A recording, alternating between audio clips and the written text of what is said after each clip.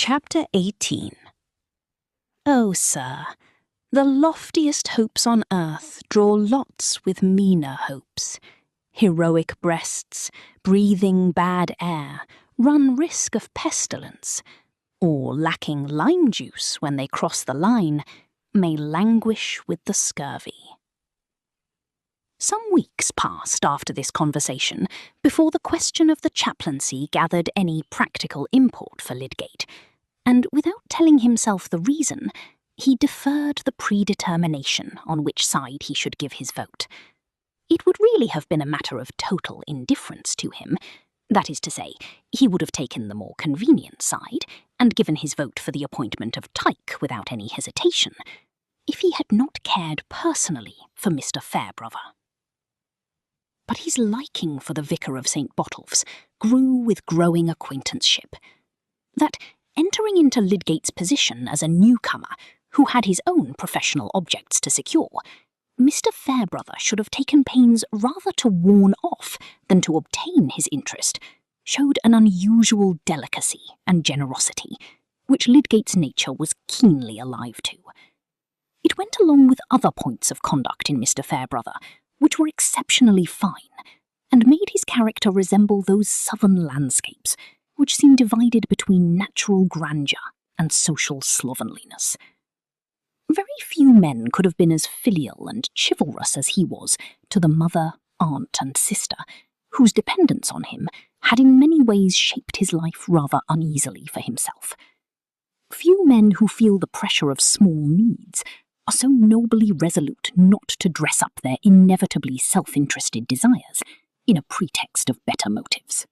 In these matters, he was conscious that his life would bear the closest scrutiny, and perhaps the consciousness encouraged a little defiance towards the critical strictness of persons whose celestial intimacies seemed not to improve their domestic manners, and whose lofty aims were not needed to account for their actions.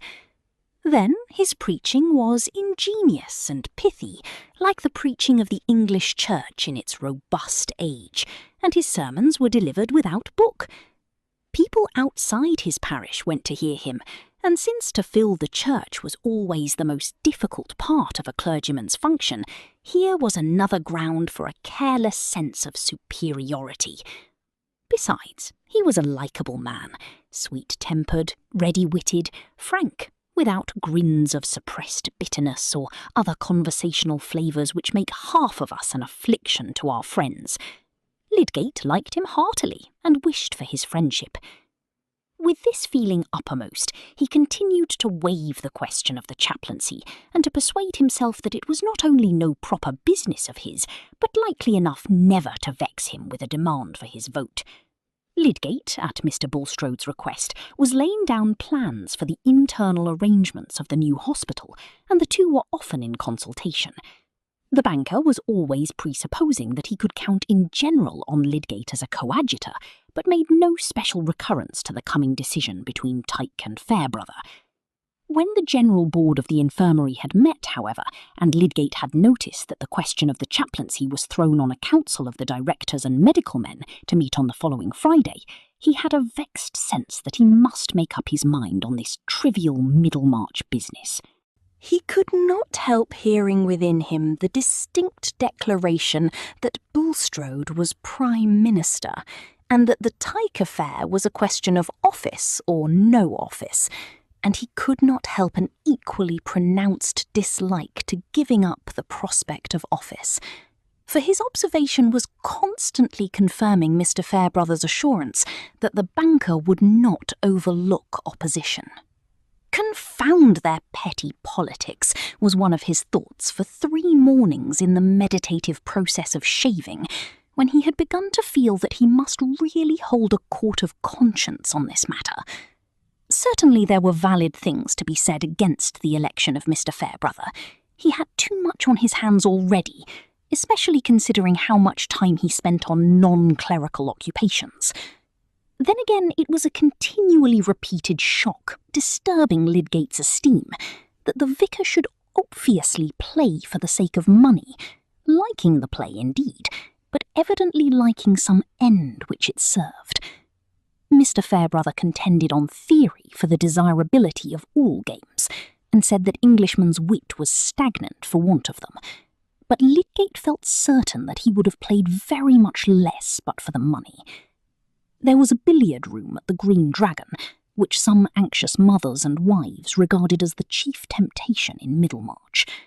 The vicar was a first-rate billiard player, and though he did not frequent the Green Dragon, there were reports that he had sometimes been there in the daytime and had won money. And as to the chaplaincy, he did not pretend that he cared for it, except for the sake of the £40. Lydgate was no Puritan, but he did not care for play, and winning money at it had always seemed a meanness to him. Besides, he had an ideal of life which made this subservience of conduct to the gaining of small sums thoroughly hateful to him.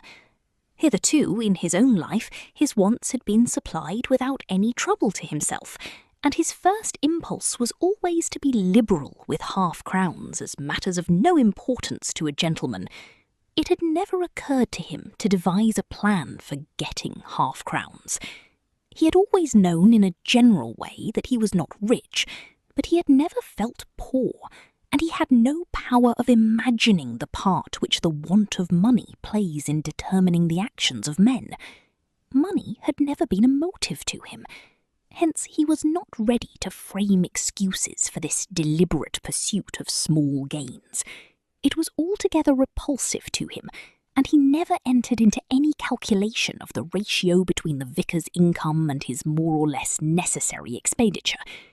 It was possible that he would not have made such a calculation in his own case.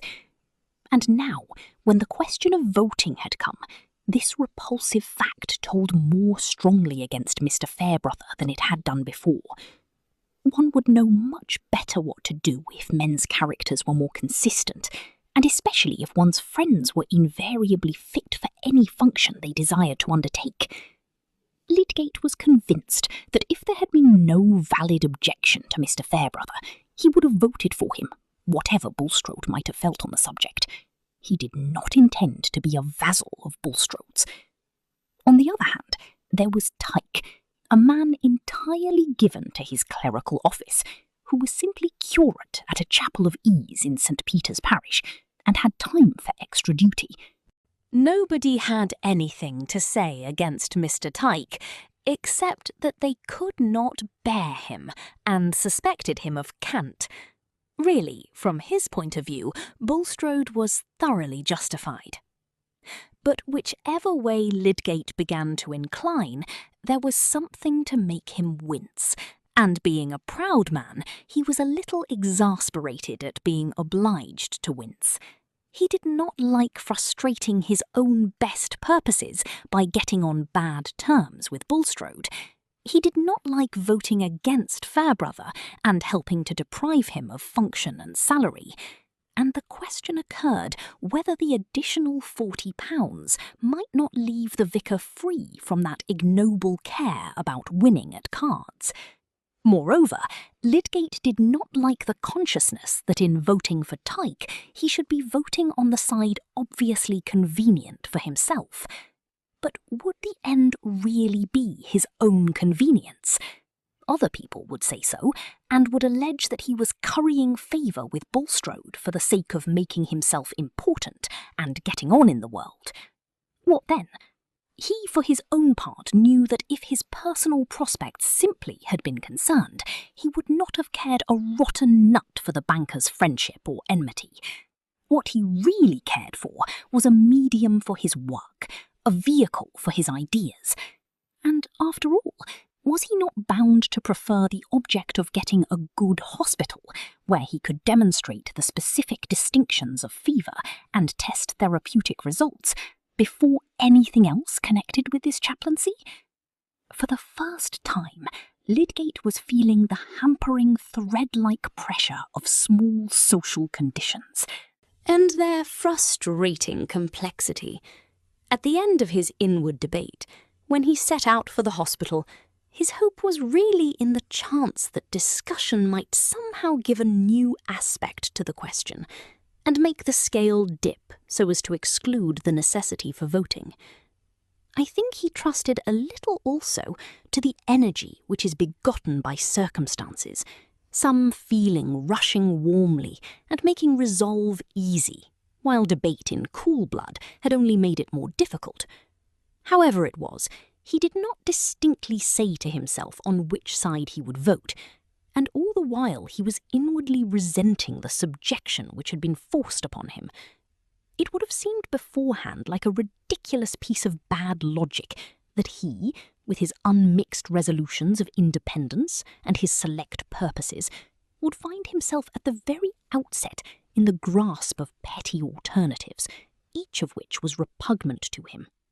In his students' chambers, he had prearranged his social action quite differently.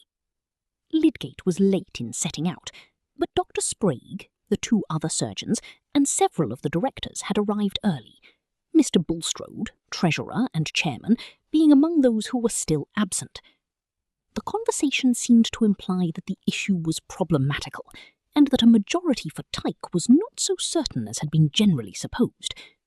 The two physicians, for a wonder, turned out to be unanimous, or rather, though of different minds, they concurred in action. Dr. Sprague, the rugged and weighty, was, as everyone had foreseen, an adherent of Mr. Fairbrother. The doctor was more than suspected of having no religion. But somehow Middlemarch tolerated this deficiency in him, as if he had been a Lord Chancellor. Indeed, it is probable that his professional weight was the more believed in, the world-old association of cleverness with the evil principle being still potent in the minds even of lady patients who had the strictest ideas of frilling and sentiment. It was perhaps this negation in the doctor which made his neighbours call him hard-headed and dry-witted, conditions of texture which were also held favourable to the storing of judgments connected with drugs. At all events, it is certain that if any medical man had come to Middlemarch with the reputation of having very definite religious views, of being given to prayer, and of otherwise showing an active piety, there would have been a general presumption against his medical skill. On this ground it was, professionally speaking, fortunate for Dr. Minchin that his religious sympathies were of a general kind, and such as gave a distant medical sanction to all serious sentiment, whether of church or dissent, rather than any adhesion to particular tenets. If Mr. Bulstrode insisted, as he was apt to do, on the Lutheran doctrine of justification, as that by which a church must stand or fall, Dr. Minchin, in return, was quite sure that man was not a mere machine or a fortuitous conjunction of atoms. If Mrs. Wimpole insisted on a particular providence in relation to her stomach complaint, Dr. Minchin, for his part, liked to keep the mental windows open and objected to fixed limits. If the Unitarian brewer jested about the Athanasian Creed, Dr. Minchin quoted Pope's Essay on Man. He objected to the rather free style of anecdote in which Dr. Sprague indulged, preferring well-sanctioned quotations and liking refinement of all kinds. It was generally known that he had some kinship to a bishop, and sometimes spent his holidays at the palace. Dr. Minchin was soft-handed, pale-complexioned, and of rounded outline, not to be distinguished from a mild clergyman in appearance, whereas Dr. Sprague was superfluously tall. His trousers got creased at the knees, and showed an excess of boot at a time when straps seemed necessary to any dignity of bearing. You heard him go in and out and up and down, as if he had come to see after the roofing. In short, he had weight, and might be expected to grapple with a disease and throw it, while Dr. Minchin might be better able to detect it lurking and to circumvent it. They enjoyed about equally the mysterious privilege of medical reputation, and concealed with much etiquette their contempt for each other's skill. Regarding themselves as Middlemarch institutions, they were ready to combine against all innovators, and against non-professionals given to interference. On this ground, they were both in their hearts equally averse to Mr. Bulstrode, though Dr. Minchin had never been in open hostility with him, and never differed from him without elaborate explanation to Mrs. Bulstrode, who had found that Dr. Minchin alone understood her constitution. A layman who pried into the professional conduct of medical men and was always obtruding his reforms. Though he was less directly embarrassing to the two physicians than to the surgeon apothecaries who attended paupers by contract, was nevertheless offensive to the professional nostril as such, and Dr. Minchin shared fully in the new pique against Bulstrode, excited by his apparent determination to patronise Lydgate. The long-established practitioners, Mr. Wrench and Mr. Toller, were just now standing apart and having a friendly colloquy, in which they agreed that Lydgate was a jackanapes, just made to serve Bulstrode's purpose.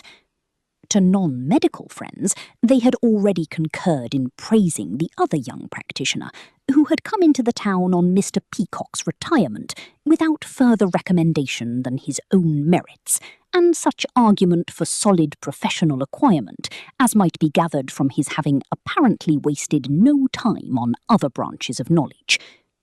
It was clear that Lydgate, by not dispensing drugs, intended to cast imputations on his equals, and also to obscure the limit between his own rank as a general practitioner and that of the physicians, who, in the interest of the profession, felt bound to maintain its various grades, especially against a man who had not been to either of the English universities and enjoyed the absence of anatomical and bedside study there, but came with a libellous pretension to experience in Edinburgh and Paris, where observation might be abundant indeed, but hardly sound.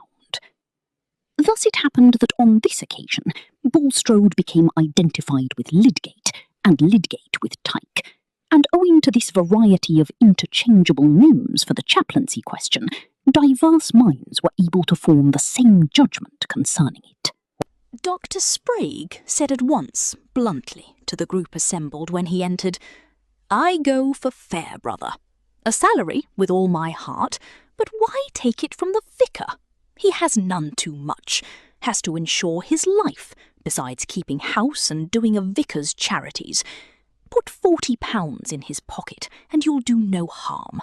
He's a good fellow, is Fairbrother, with as little of the parson about him as will serve to carry orders."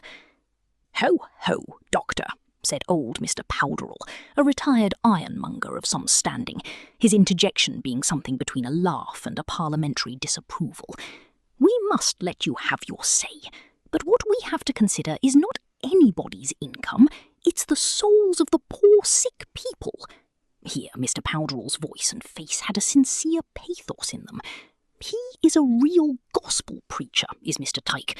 I should vote against my conscience if I voted against Mr. Tyke. I should indeed. Mr. Tyke's opponents have not asked anyone to vote against his conscience, I believe," said Mr. Hackbutt, a rich tanner of fluent speech, whose glittering spectacles and erect hair were turned with some severity towards innocent Mr. Powderell. "But in my judgment, it behoves us, as directors, to consider whether we will regard it as our own business to carry out propositions emanating from a single quarter. Will any member of the committee aver that he would have entertained the idea of displacing the gentleman who has always discharged the function of chaplain here, if it had not been suggested to him by parties whose disposition it is to regard every institution of this town as a machinery for carrying out their own views?"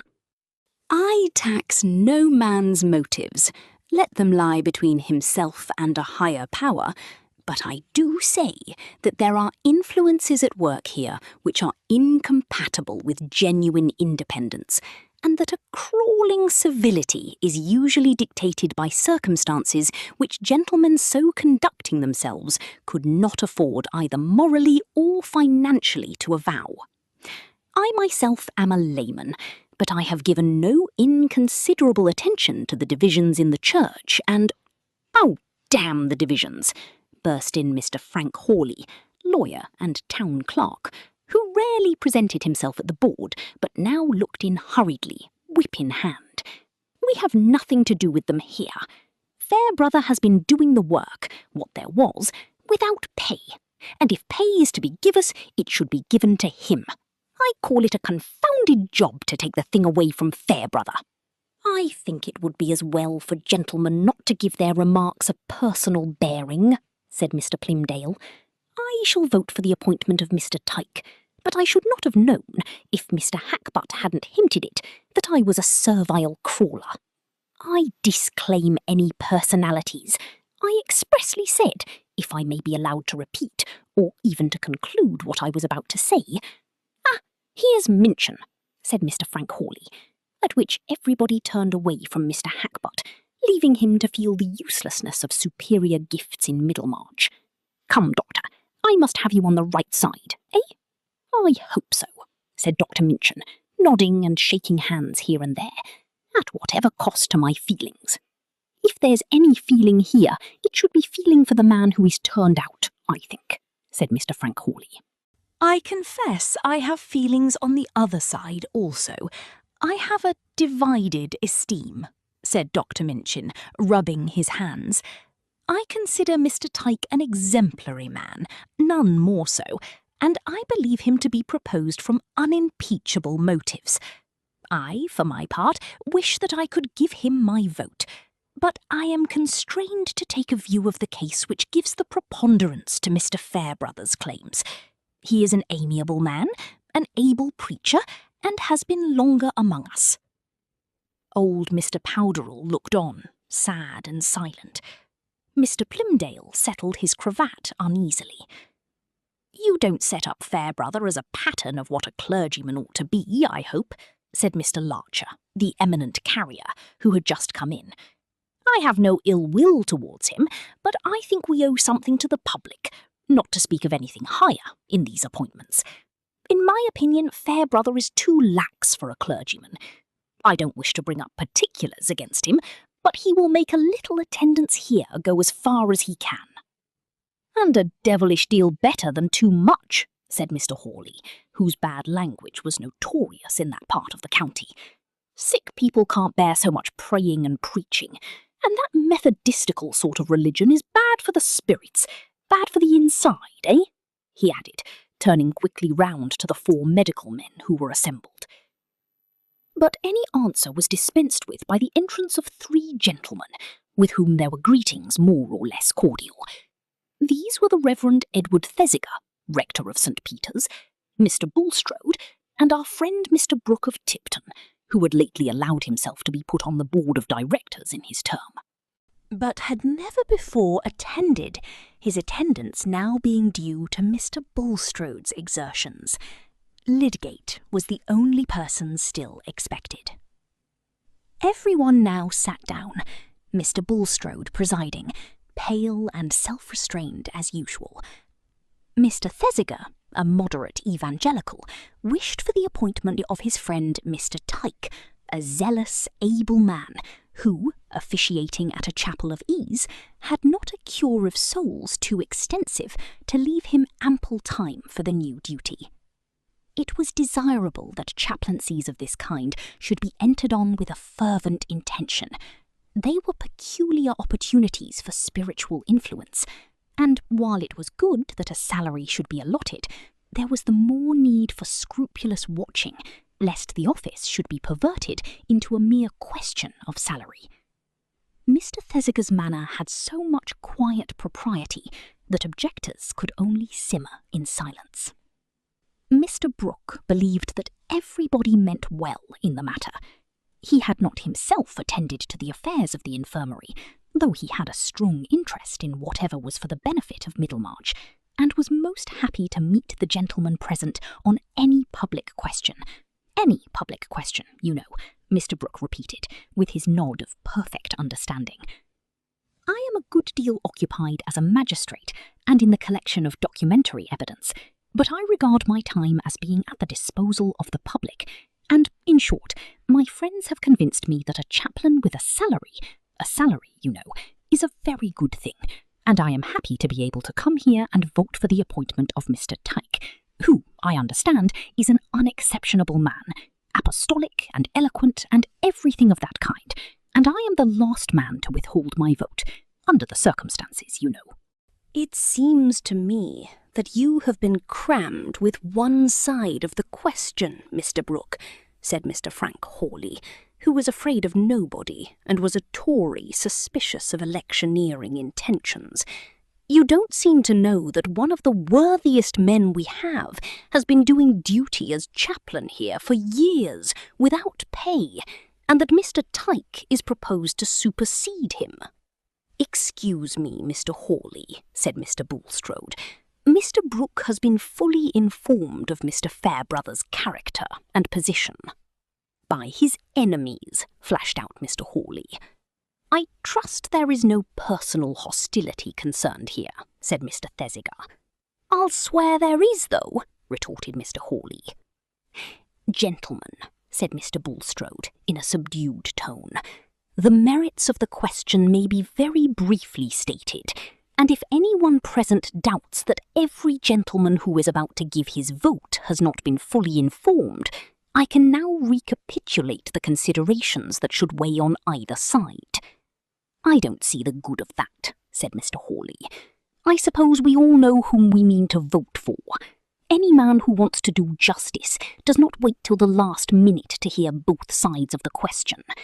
I have no time to lose, and I propose that the matter be put to the vote at once." A brief but still hot discussion followed, before each person wrote Tyke or Fairbrother on a piece of paper and slipped it into a glass tumbler, and in the meantime Mr. Bulstrode saw Lydgate enter. "I perceive that the votes are equally divided at present," said Mr. Bulstrode in a clear, biting voice. Then, looking up at Lydgate, "There is a casting vote still to be given. It is yours, Mr. Lydgate. Will you be good enough to write?" "The thing is settled now," said Mr. Wrench, rising. "We all know how Mr. Lydgate will vote." "You seem to speak with some peculiar meaning, sir," said Lydgate, rather defiantly, and keeping his pencil suspended. "I merely mean that you are expected to vote with Mr. Bulstrode. Do you regard that meaning as offensive?" "It may be offensive to others, but I shall not desist from voting with him on that account." Lydgate immediately wrote down Tyke. So the Rev. Walter Tyke became chaplain to the infirmary, and Lydgate continued to work with Mr. Bulstrode. He was really uncertain whether Tyke were not the more suitable candidate, and yet his consciousness told him that if he had been quite free from indirect bias, he should have voted for Mr. Fairbrother. The affair of the chaplaincy remained a sore point in his memory, as a case in which this petty medium of Middlemarch had been too strong for him. How could a man be satisfied with a decision between such alternatives and under such circumstances? No more than he can be satisfied with his hat, which he has chosen from among such shapes as the resources of the age offer him, wearing it at best with a resignation which is chiefly supported by comparison. But Mr. Fairbrother met him with the same friendliness as before. The character of the publican and sinner is not always practically incompatible with that of the modern Pharisee. For the majority of us scarcely see more distinctly the faultiness of our own conduct than the faultiness of our own arguments, or the dullness of our own jokes. But the vicar of St. Botolph's had certainly escaped the slightest tincture of the Pharisee, and by dint of admitting to himself that he was too much as other men were, he had become remarkably unlike them in this, that he could excuse others for thinking slightly of him, and could judge impartially of their conduct even when it told against him. "The world has been too strong for me, I know," he said one day to Lydgate. "But then I am not a mighty man. I shall never be a man of renown. The choice of Hercules is a pretty fable, but Prodicus makes it easy work for the hero, as if the first resolves were enough. Another story says that he came to hold the distaff, and at last wore the Nessus shirt. I suppose one good resolve might keep a man right if everybody else's resolve helped him." The vicar's talk was not always inspiriting. He had escaped being a Pharisee, but he had not escaped that low estimate of possibilities which we rather hastily arrive at as an inference from our own failure. Lydgate thought that there was a pitiable infirmity of will in Mr. Fairbrother.